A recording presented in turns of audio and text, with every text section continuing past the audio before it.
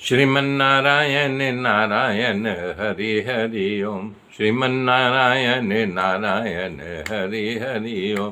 श्रीमन्नारायण नारायण हरि हरि ओम। श्रीमन्नारायण नारायण हरि हरि ओम।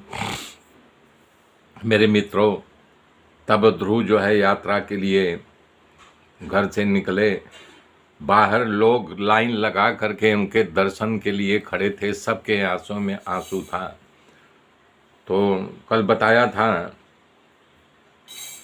सुनीति ने कहा बेटा अपनी बड़ी माता से जाके आशीर्वाद ले लो, चाहे भाव से, चाहे कुभाव से, चाहे बनावटी में। बोला जा बेटा, तुझे भगवान का दर्शन होगा।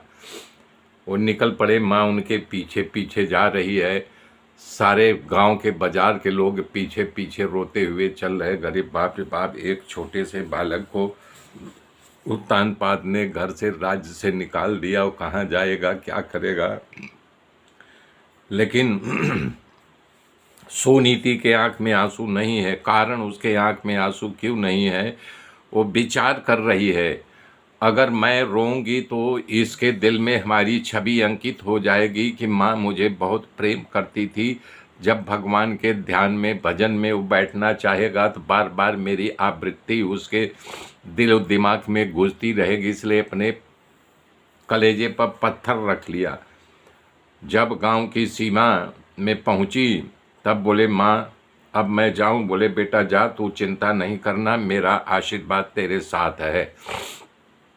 और हाँ, अगर तुझे कोई संत मिल जाए तो उन्हें दंडवत प्रणाम करना, उनके पैरों पर गिर पड़ना, उनसे आशीर्वाद लेना। बोले ठीक है माँ। तो ध्रुव आगे की यात्रा करते हैं। तो जब तक दिखाई दे रहे तब तक सारी जनता और माता खड़ी थी, लेकिन जब वो ओझल हो गए तब वो फूट फूट करके रोने लगी सुनीति। कि बोला आप लोग जितने बड़े हो, हाथ जोड़ करके आशीर्वाद दो कि मेरा पुत्र भगवान की प्राप्ति करके मुझे सही सलामत मिल जाए। अश्रुपात करते हुए रो रो करके सारी जनता से वो कह रही थी। इधर सब उसको समझा बुझा करके लाए सुनीति को घर की तरफ। ध्रुव जो है आगे बढ़ते हैं तो चले जा रहे हैं, तब भगवान को जो है वेदना हुई। अरे बाप रे बाप, 5 वर्ष का बालक हमारी तपस्या करने के लिए निकल पड़ा है। कभी इसकी परीक्षा करनी चाहिए कि कच्चा तुमड़ा घड़ा है कि पक्का है ये। आवेश में तुमड़ा घड़ा है कि पक्का है ये। आवेश में आके जा रहा है कि सचमुच में हमारे प्रति इसका लगाव हो गया। तो उन्होंने नारद जी को प्रेरणा की।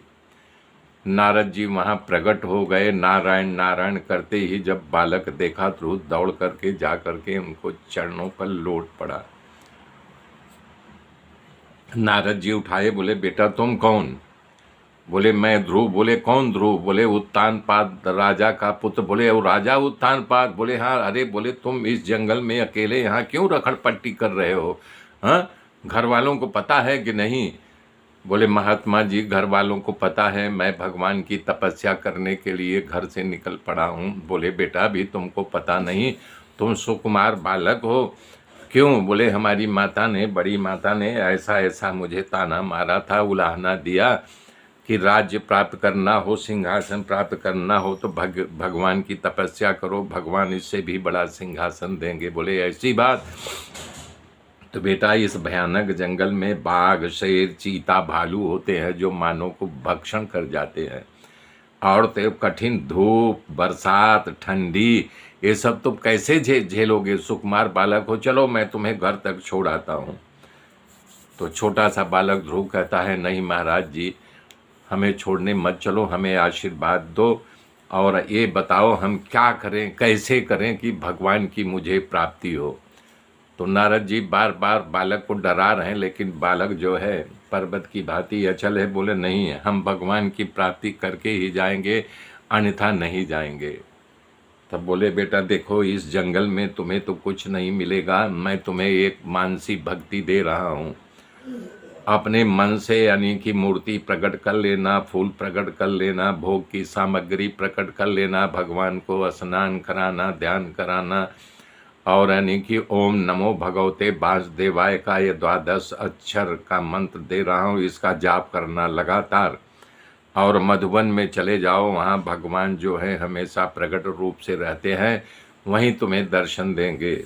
मेरे मित्रों, मेरे साथ बने रहिए, आगे की कथा कल जोड़ूंगा। तब तक के लिए जय श्री राम। जय